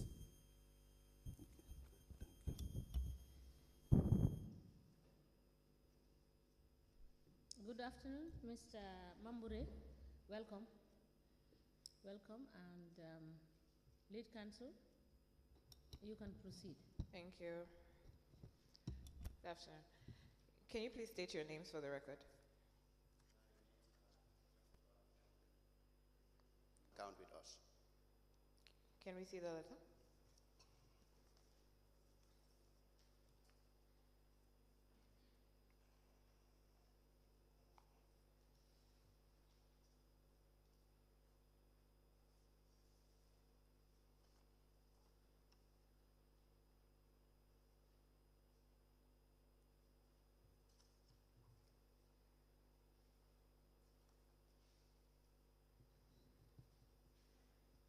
Chairperson, there's a letter from Yona Islamic Microfinance dated June 2nd, 2023 with reference YIMF/1305/23, which has been produced by the witness.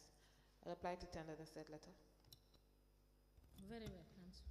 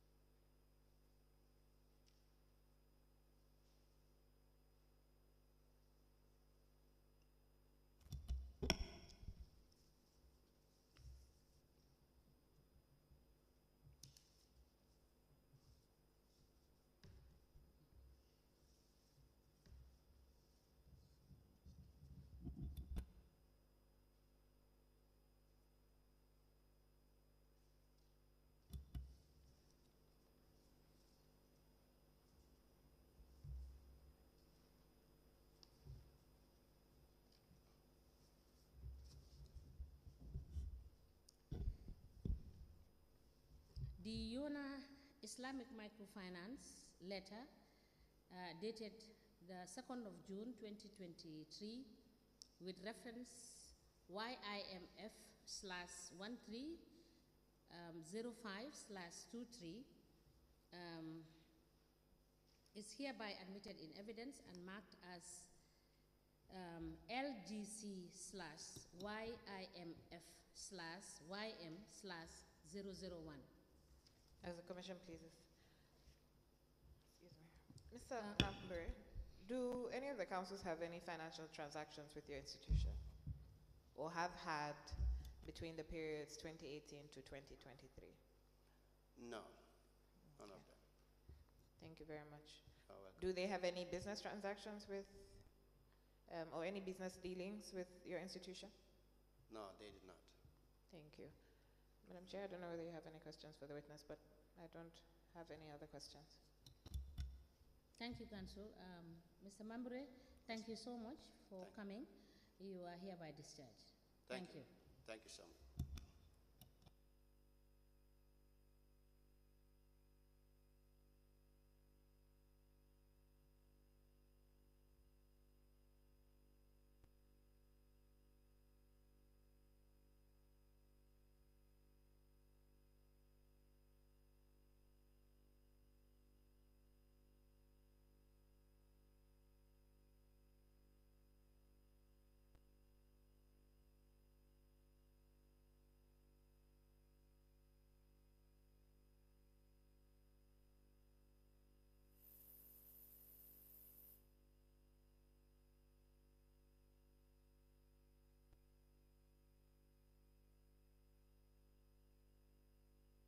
What's the name? What's the name?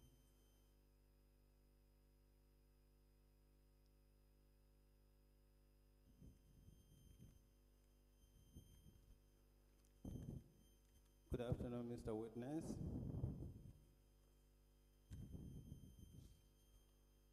Welcome to this Commission of Inquiry into Local Government Councils and Related Matters. Can you hold the mic? Okay. What is your religion? What language do you wish to speak? Do you wish to swear or make an affirmation? Wish to swear. You wish to swear by the Holy Quran?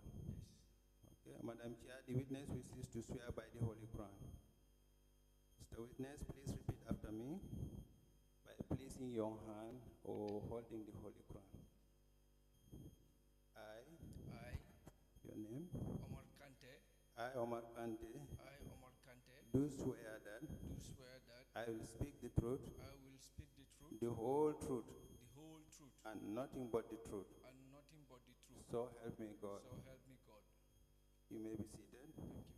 Madam Chair, the witness has been sworn.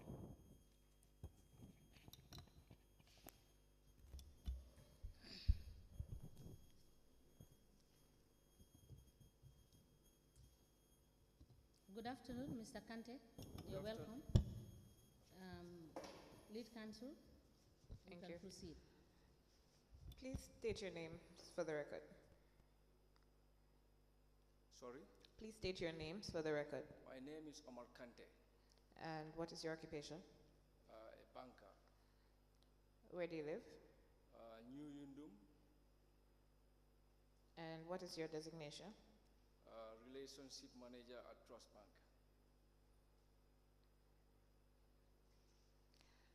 Now, your bank was served with a summons to produce documents before the commission.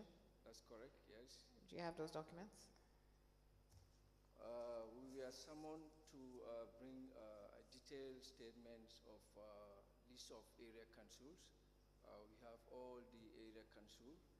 If council wish to permit me, we'll start with Banjul City Council. Okay.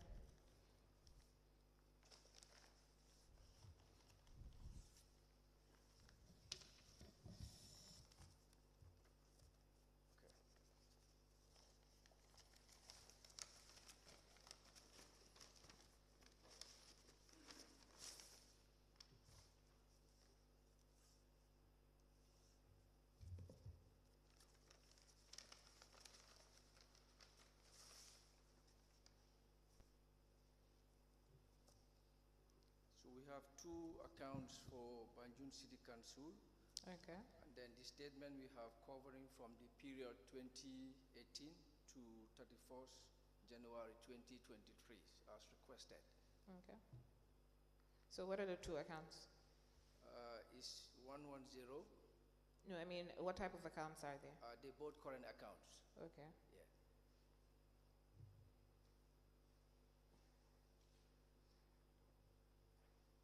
What are the numbers? The account number for the first one is 110 Okay.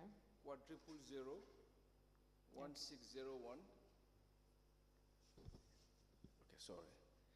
And And the other one is 110 quadruple 0 1602. thank you.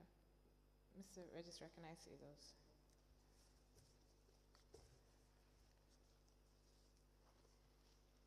That's the 110 account. Does Banjul City Council have a loan account with the bank? They don't, but we have a TOD with them. Could you say what does that mean? It's temporal overdraft to support their operation. Okay. And that is in anticipation to their receivables, such as their daily market collections, government rents and trade license, car parks, etc. And did they apply for this overdraft? They do, yes. Do you have the documents relating to that? We don't have. I don't have the documents here, but I can send it if you may wish. All right. And could you please provide those documents along with information about who the signatories are to the accounts? The signatories to the account is the current CEO, which is Mustafa Bachili, and Okay. then the Director of Finance, Momodu Kamara, For both these accounts? for both accounts, yes. Now, I noticed the account name, or there's another box that has another account name, and it says Banjul City Council Ostend. Yeah, that's the O2 account. Please explain. They open two accounts, which is their main account, which is 110, the quadruple 0 1601. That's the main account. And then Banjul City Extensive, that's the O2 account. They use that for their other operational accounts. So are you saying the box on the left is their main account and the one on the right is another account? No, it's just the way the statement was printed from our system. Yes, but if you have a review on this one, you will see it's Banjul City Council Extensive, different from Banjul City Council. Okay, that's the other Banjul That's City the Council. other account. Okay, Yes, yes. That's okay. the O2 account. All right. Madam Chair, I applied to tender the bank statement for Banjul City Council, Ostend account, bearing account number 1100000161.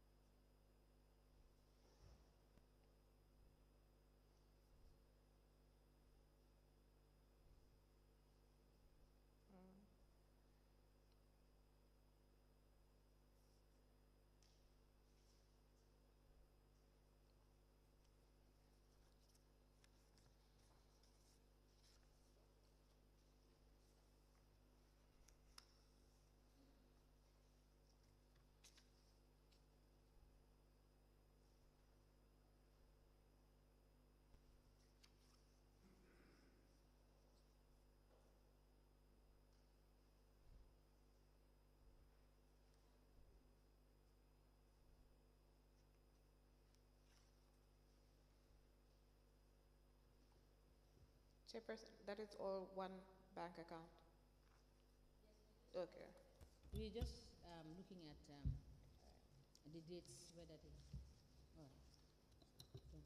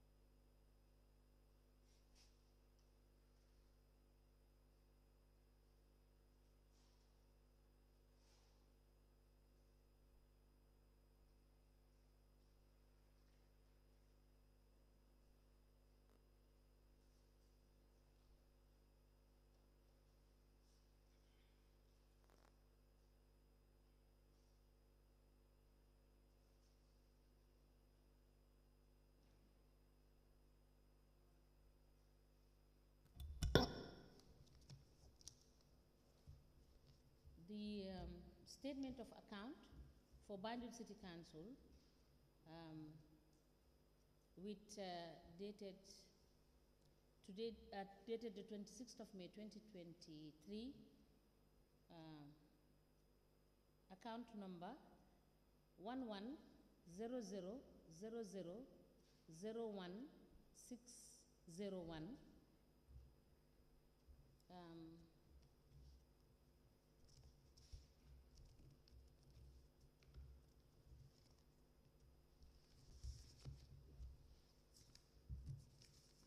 to January 31st, 2023 is hereby admitted in evidence and marked LGC/TB/OM/001. As a commission, please.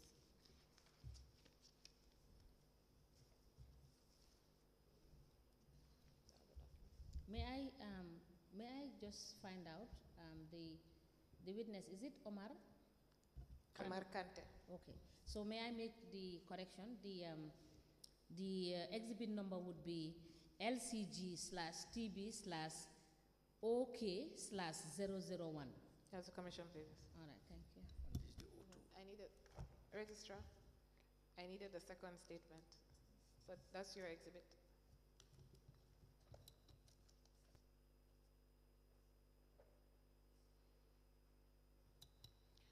Mr. Kante, does the council have any investment account or investment with the bank? Not to my knowledge. Okay.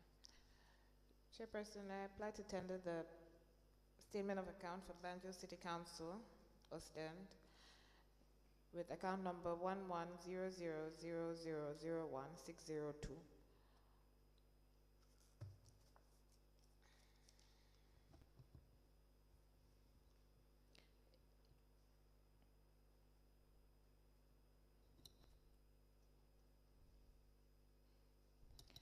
The signatories are also the CEO and the Director of Finance. Correct.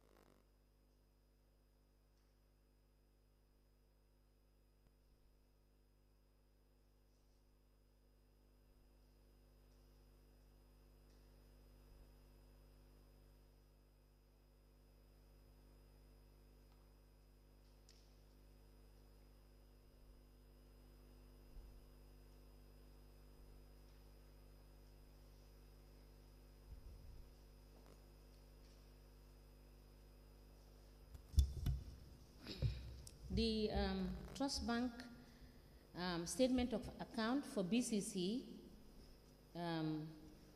which is Banjul City Council, Austin, with account number 1100001602, which is also a current account, dated the 26th of May 2023, which statement covers from the 1st of May 2018 through to 1st of January 2023, is hereby admitted in evidence and marked as LCG/TB/OK/002.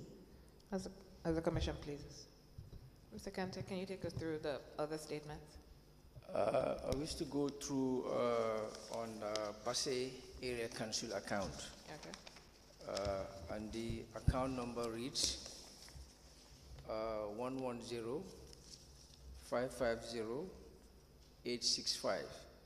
And then the statement we have as at it covers from the period from 1st of May 2018 to 31st January 2023. And is it a savings account or a current account? It's a current account. Current account. Yes. And that's the only account they have with you? Yeah, that's the only account, yes. Mr. Registrar, can I please have that? And do they have any investment accounts with? No investment account. No overdrafts? We do support them TODs, like I said, Okay. to support their operation or salary payment in anticipation to their receivables. So could you also provide the documents relating to those? Okay. Thank you.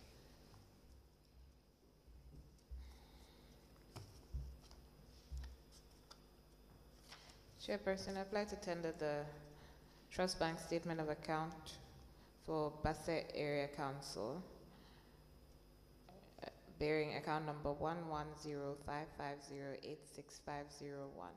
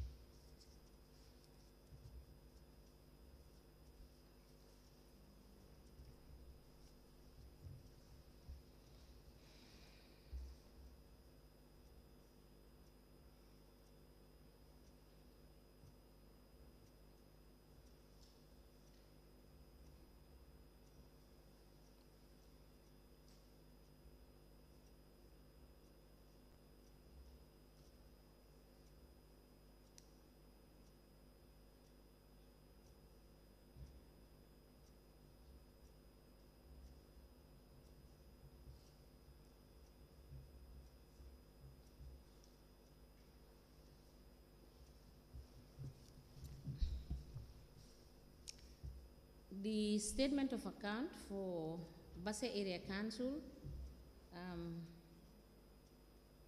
which is a current account, is dated the 26th of May 2023 with account number 11055086501, covering the period 1st of May 2018 through to 31st of January 2023, is hereby admitted in evidence and marked as LCG/BSC/OK/001. As the Commission pleases. Mr. Kande, who are the signatories to this account? As the Area Council, it is CEO Usman Toure and then the Director of Finance, Lamin Suso. Lamin Suso. Yeah. Do you know whether the mandate has been changed recently? The mandate still remains the same. Do you know whether any documents have been sent requesting for a change of mandate? Recently, not to our knowledge. Okay. Do you know whether any withdrawals, etc., have been made on that account that require the signature of both the Director of Finance and the CEO? Well, not to my knowledge recently, no. Okay. And does the council have a loan account? Do they have loans with the bank? No, we support them, like I said, Just temporal by overdraft. Yes. Overdraft. Yes. Okay. Thank you. Can you take us through the next statement? The next statement I have is Kuntawur Area Council. with account number 110-333-59-5401, covering from 1st of May 2018 to 31st January 2018. And is it a savings or current account? It's a current account. And who are the signatories to the account? The signatories to this account is Momodu Sambu, the CEO, and Moro Keta, Director of Finance. And the mandate is both to sign. Sorry, the Director of Finance is something Keita? Moro Keta. Moro. Yeah.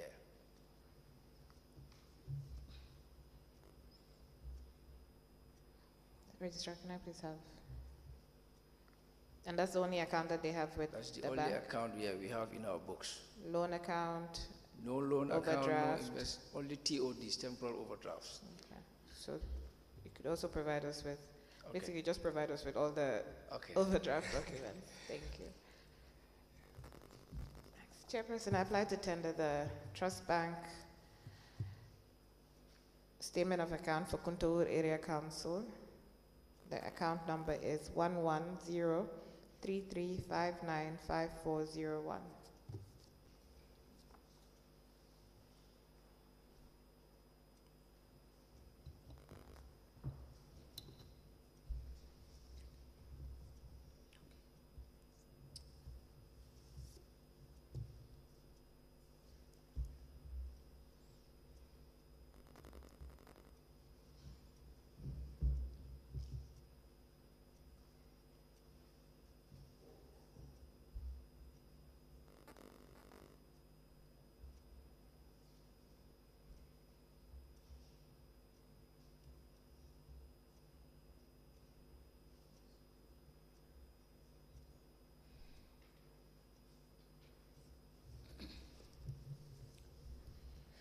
The Kuntaur Area Council statement of account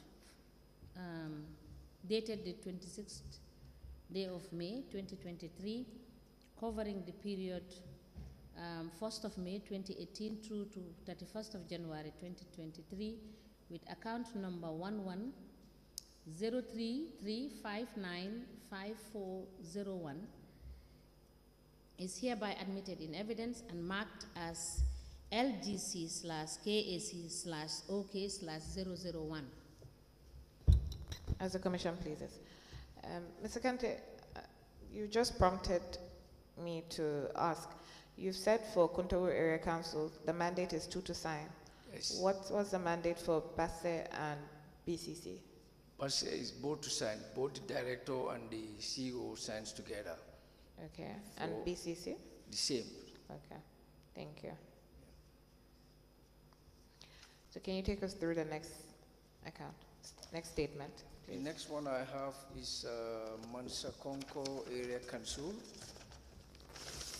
And then we have 2 accounts for Mansa Konko Area Council, Okay. which reads the first current account 110-900-110-001. That's the first account, which is their main account. And then we have a statement covering from the 1st of May 2018 to 31st January 2023. And then the signatories to the account is the CEO and the Director of Finance. The CEO is Mr. Sidi Toure, and then the Director of Finance is Pajibi Sala. And the mandate is both to sign.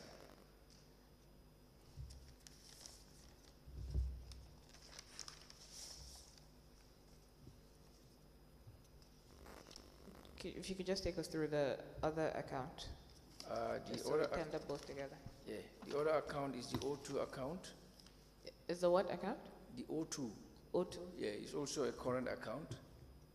It's 110-900-11002. Okay.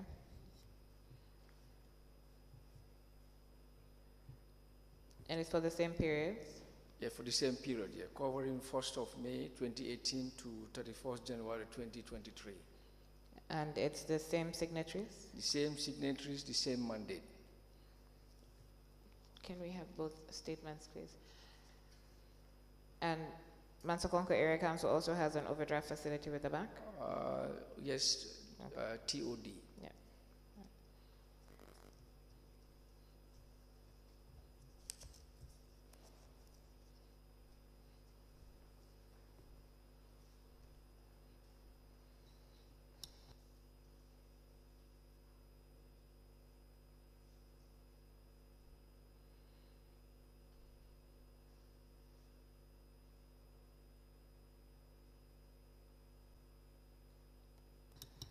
Chairperson, I apply to tender the statement of account with Trust Bank for Mansakonko Area Council, bearing account number 110900110001.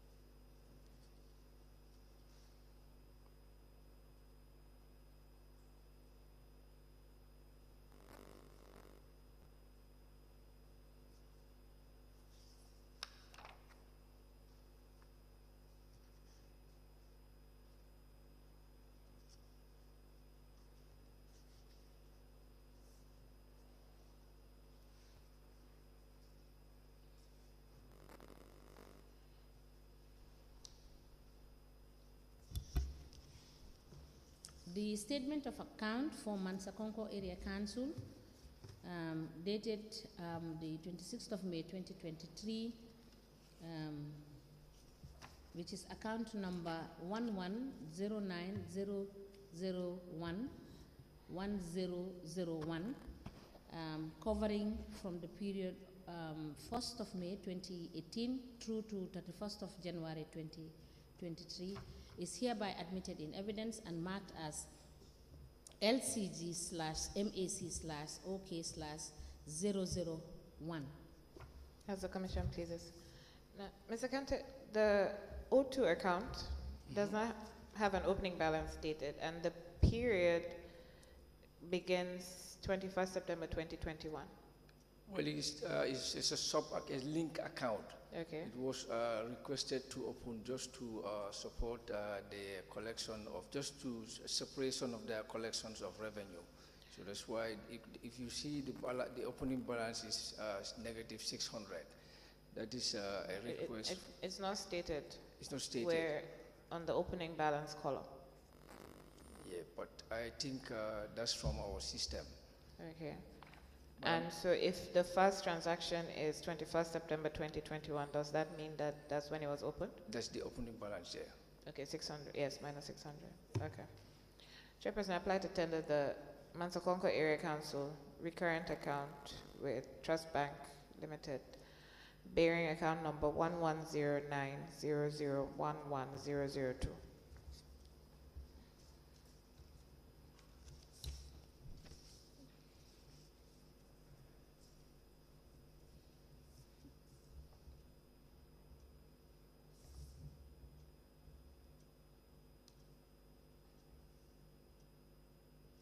May I ask Mr. Kante, therefore, if Council has just asked when was this account opened, because what we can see here is 31st of September 2021. So it might, you could correct me if I am wrong, it will be incorrect to say that the statement is covering from the 1st of May 2018. Well, we just took it from according to your request on the summon. Yeah. For the period covering 1st of May 2018. Yeah. That's what we try to extract from our system. Yes. And then on our statement, it will read from that. But the transaction will start at the day that the account was opened, which is 21st September 2021. Okay.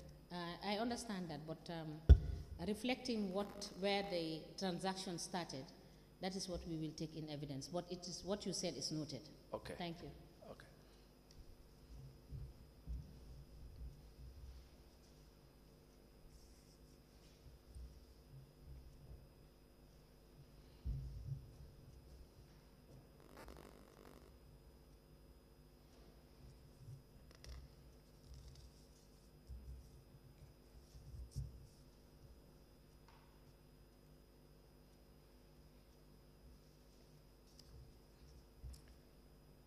The statement of account, which is a recurrent account,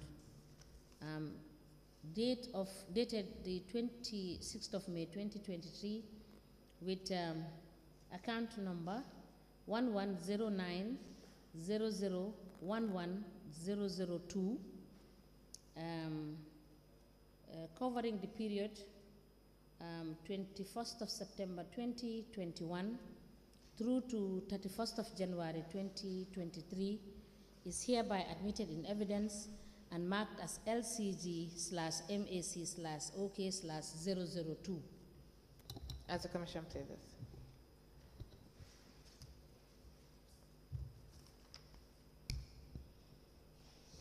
Please take us through the next statement. The next one we have is Brikama Area Council with account number 110-780-56201. It's a current account covering from the period 1st May 2018 to 31st January 2023. And then the signatories to the account is the CEO, which is Modu Jonga, and then Director of Finance, Alaji Jang, and Director of Admin, Ibrahima Sawane. And then the mandate is any two to sign. But the preference is Director and the CEO first. So, do any of the other councils have this alternative signatory? If I recall, it's only KMC, but after the incident, we were sent an instruction for the Deputy CEO and then the Deputy Director of Finance to sign. But all the other council is the CEO and then the Director of Finance. And who sent the one for KMC? The KMC is Kajali Jane. And then who sent the instructions? It was... It's from KMC, from the council. special resolution, yeah. Okay. Can I please have the...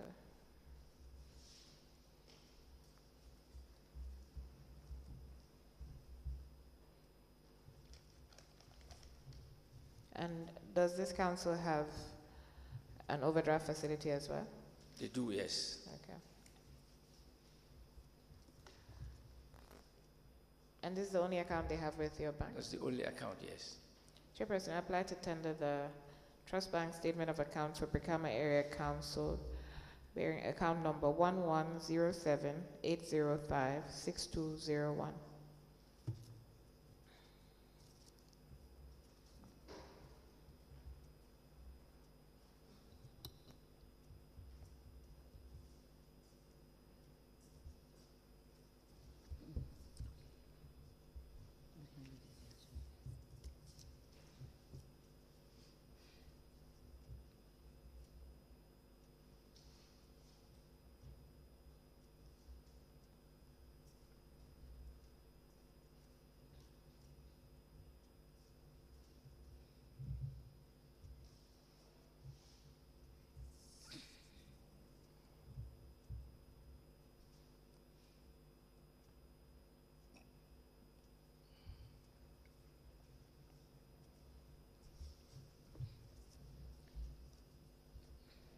The statement of account for Brikama Area Council, dated the 26th of May 2023, with account number 110-780-56201, being a current account covering the period 1st May 2018 through to 31st of January 2023, is hereby admitted in evidence and marked as LGC/BAC/OK/001. As the Commission pleases. Please take us through the next statement. I take you through to Janjambure Area Council, and the account number reads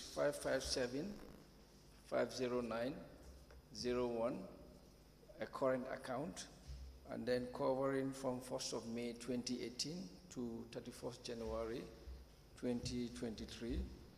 And then the signatories to the account is the CEO, which is Pa Seth Sise, and then the Director of Finance, Lamin Jase. The Director of Finance, who? Lamin Jase. Lamin Jase. And the mandate is both to sign. Thank you. The Registrar.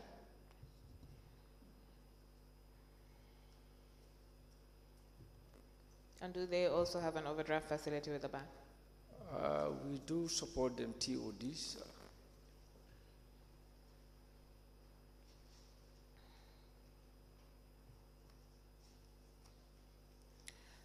Chairperson, I apply to tender the statement of account with Trust Bank Limited for Janjanbureh Area Council for the period, bearing account number 11055750901.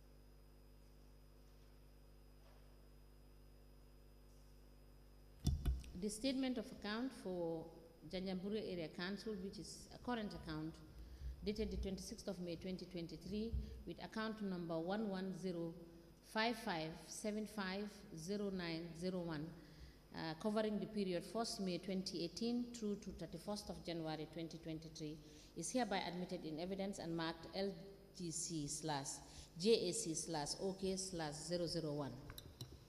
As the Commission pleases.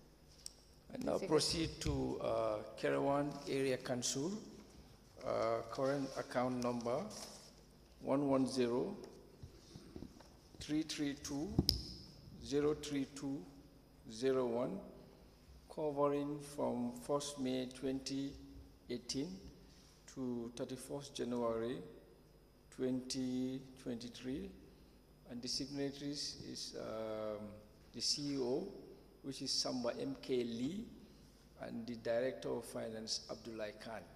And the mandate is both to sign. Thank you. Registrar, please assist.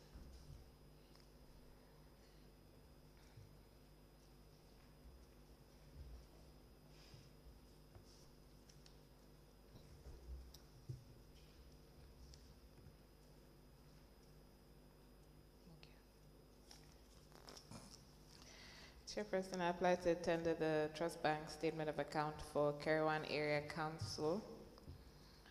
The account number is 110-3320-3201. Does this council also have overdraft facilities with your bank?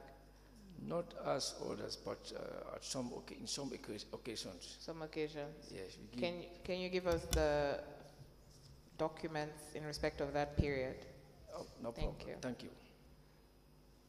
The statement of account for Kerewan Area Council, dated the 26th of May 2023, which is a current account, covering the period 1st of May 2018 through to 31st of January 2023, is hereby admitted in evidence and marked as LCG/KEAC/OK/001.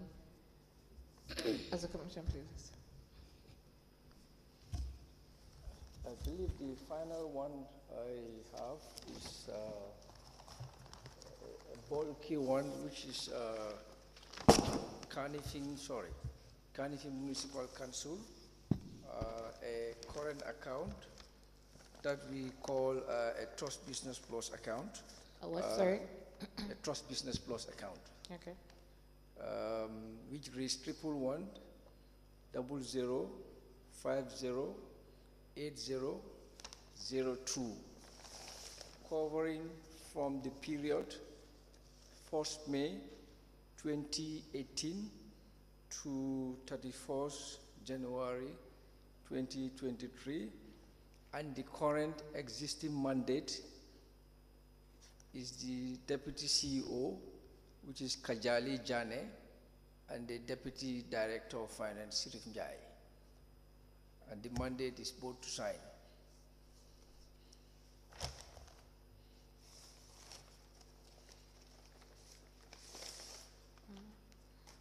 Now, can you tell us what the distinction is about this account, the Trust Business Plus account? Why is it different from the other accounts that you called?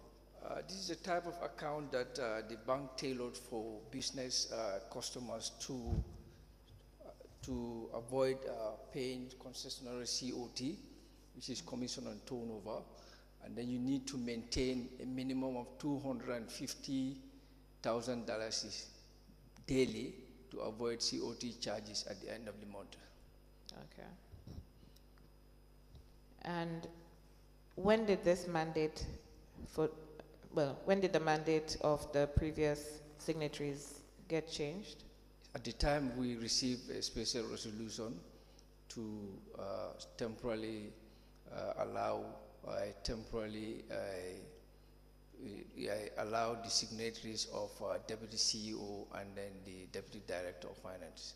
Do you remember when this was? I cannot remember. Okay, can you provide those documents as well? Yes, we can. Okay. Registrar, can I have that statement?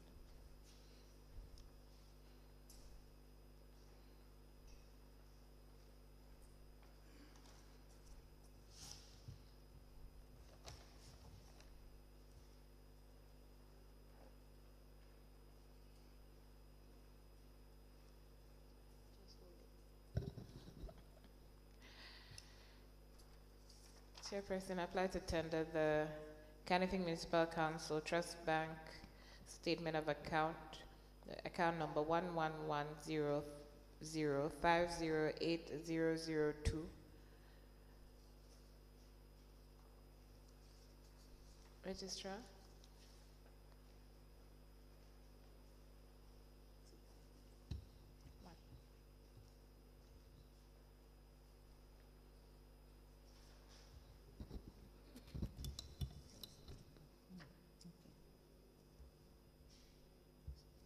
Just to clarify from the witness, both these bundles are the Trust Business Plus account? Correct. All right, so they don't have any current account, which is not this one? Only the same. It's a current account. Okay.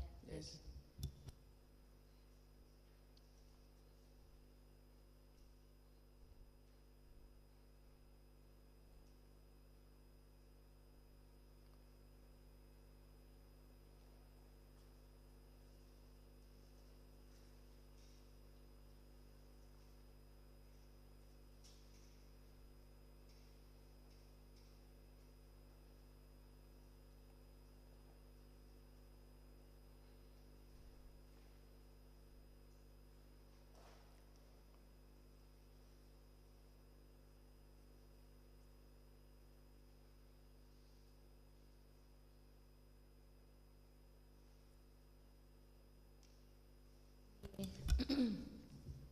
The statement of account for Canifing Municipal Council, which is a Trust Business Plus account, dated the 26th of May 2023, with account number 11100508002, covering the period 1st of May 2018 through to 31st of January 2023, is hereby admitted in evidence and marked as LCG/KMC/OK/001. As the Commission pleases. Does the Council have any loans with the bank? KMC? Yes. Not at the moment. And no TOD overdraft facility? No. Are you able to provide soft copies of these statements? Yes, we can. All right. Please, when you're providing the other documents, kindly also avail us with soft copies. Okay. Thank you very much. I don't have any further questions for the witness. Thank you, Mr. Kante, for coming, and you are hereby discharged. Thank you, Commissioner. Pending, we will call you when you can bring in the documents. Okay. The secretary will contact you what date is convenient for you to present the remaining documents that we are asking for. Okay. Thank you. Thank you, Commissioner.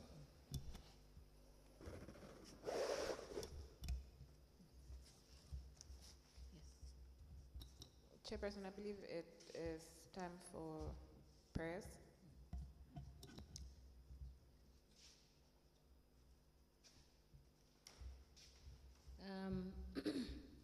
I'm just being informed by lead counsel that it's time for prayers and lunch. We may take a break and come back in an hour's time. Thank you so much.